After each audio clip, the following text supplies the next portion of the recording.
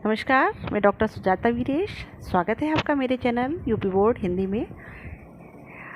आज मैं आपको हाई स्कूल यानी कि कक्षा 10 के विषय हिंदी में जो 30% सिलेबस कम हुआ है, 70% जो रह गया है, उसके बारे में बताऊंगी। क्योंकि कोविड-19 महामारी के चलते सत्र 2020-21 में विद्यालय में समय से पठन पाठन न हो पाने के कारण विषय विशेषज्ञों ने जो है वो 30% यानी कि 30% पाठ्यक्रम को कम करने की अनुशंसा दी है।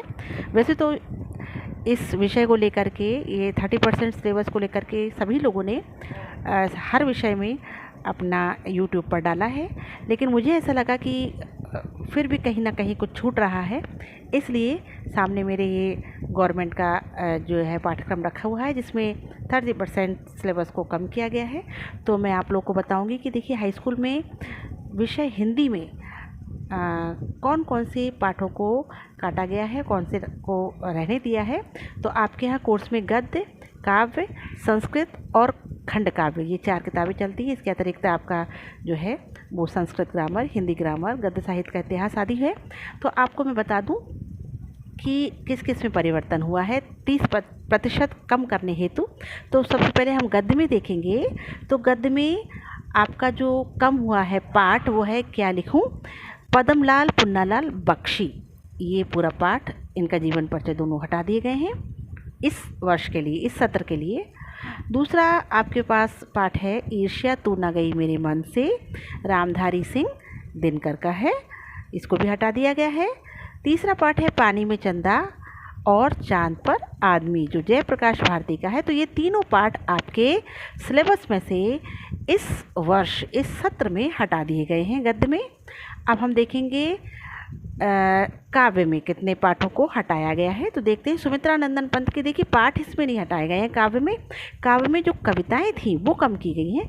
तो सुमित्रा नंदन पंत का जो है वो चंद्रलोक में प्रथम बार, ये कविता जो है इनको हटाया गया है। इस कविता को महादेवी वर्मा की वर्षा सुंदरी के प्रति, ये कविता हटाई गई है। माखनलाल चतुर्वेदी की जवानी कविता को ख़त्म कर दिया गया है। केदारनाथ सिंह की नदी कविता जो है वो हटा दी गई है। अशोक वाजपेयी की युवा जंगल, ये कविताएं आपकी ख़त्म कर दी गई हैं। तो इनकी ये कवि और जो शेष कविताएं हैं उन कविताओं को और कवियों को रहने दिया है। अब हम देखते हैं संस्कृत में क्या क्या कम किया है। देखिए तो संस्कृत में सिर्फ 2 पाठों को कम किया है, केन किम वर्धते और अन्योक्ति विलास, ये 2 पाठ बिल्कुल हटा दिए गए हैं। उसके पश्चात आता है आपका संस्कृत एवं हिंदी व्याकरण।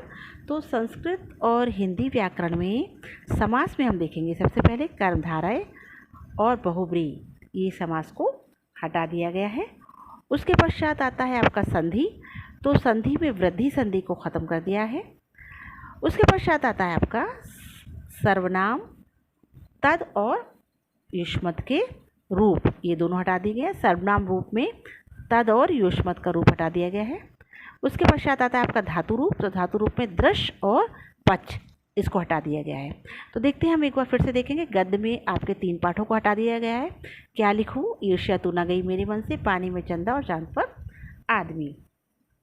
काव्य में सुमित्रा नंदन पंत का चंद्रलोक में प्रथम बार, महादेवी वर्मा का वर्षा सुंदरी के प्रति, माखनलाल चतुर्वेदी का जवानी, केदारनाथ सिंह का नदी, अशोक वाजपेयी का युवा जंगल। संस्कृत में देखेंगे आपके केन किम वर्धते और अन्योक्ति विलास, ये 2 पाठ हटाए गए हैं। संस्कृत एवं हिंदी व्याकरण में समास में कर्मधारय और बहुब्रीहि, संधि में वृद्धि संधि, सर्वनाम में तद और युष्मत् के रूप और धातु रूप में दृश और पच, ये आपका हटाया गया है। अब हम देखेंगे कि हमारे पाठ्यक्रम में जो 70% अभी जो सिलेबस में रह गया है बचा हुआ, तो वो कौन कौन सा है। आप ये देख लीजिए, जो हमारे अंकों का विभाजन है वो पहले की तरह ही है जिस तरीके से, बस सिर्फ सिलेबस में थोड़ी सी चीज़ों को कम किया गया है।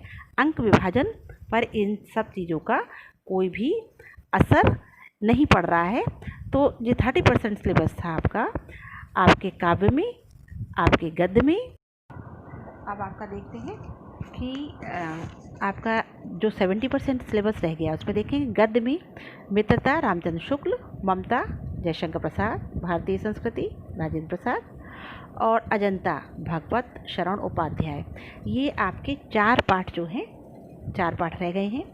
काव्य में देखेंगे सूरदास का पद रह गया है, तुलसीदास धनुषभंग और वन पथ पर, रसखान का सवैया कवित्व, बिहारी लाल का भक्ति और नीति, रामनरेश त्रिपाठी का स्वदेश प्रेम, मैथिली शरण गुप्त का भारत माता का मंदिर, ये महादेवी वर्मा का हिमालय से, सुमित्रा नंदन पंत का चीटी, माखनलाल चतुर्वेदी का पुष्प की अभिलाषा, सुभद्रा कुमारी चौहान का झांसी की रानी की समाधि पर, अशोक वाजपेयी का भाषा एकमात्र अनंत है और श्याम नारायण पांडे का हल्दी घाटी। ये 12 पाठ हैं। पाठ तो पूरे ही हैं वही, लेकिन कविताएं ये इतनी ही रह गई हैं 12 कवियों के साथ। अब संस्कृत में देखेंगे, देखिए वाराणसी है, देशभक्त चंद्रशेखर है, छांदोग्य उपनिषद है 6वां अध्याय, भारतीय संस्कृति है, वीर वीरेण पूज्यते है, आरुणि श्वेत केतु संवाद है, जीवन सूत्राणी। ये 7 पाठ रह गए हैं, 2 पाठ निकले हैं। पहले 9 पाठ थे आपके, तो संस्कृत में सिर्फ 2 ही पाठ कम किए गए हैं। उसके अतिरिक्त आपका जो खंड काव्य है वो वैसी का वैसी है। और देखिए गद्य साहित्य के इतिहास में आपका जो रामचंद्र जो शुक्ल युग था वो शुक्ल युग है वैसे ही का वैसे। और आपका गद्य के विकास का संक्षिप्त परिचय में शुक्ल और शुक्लोत्तर युग है। हिंदी पद्य के विकास में रीतिकाल और आधुनिक काल है। उसके पश्चात आपके वो संदर्भ सहित व्याख्याएँ आएंगी, गद्य में रेखांकित अंश से व्याख्या आएगी, काव्य में भी संदर्भ प्रसंग सहित काव्य सौंदर्य आएगा, और संस्कृत दिग्दर्शिका में आपका अनुवाद आएगा, और निर्धारित पाठकों के लेखों और कवियों का जीवन परिचय आएगा।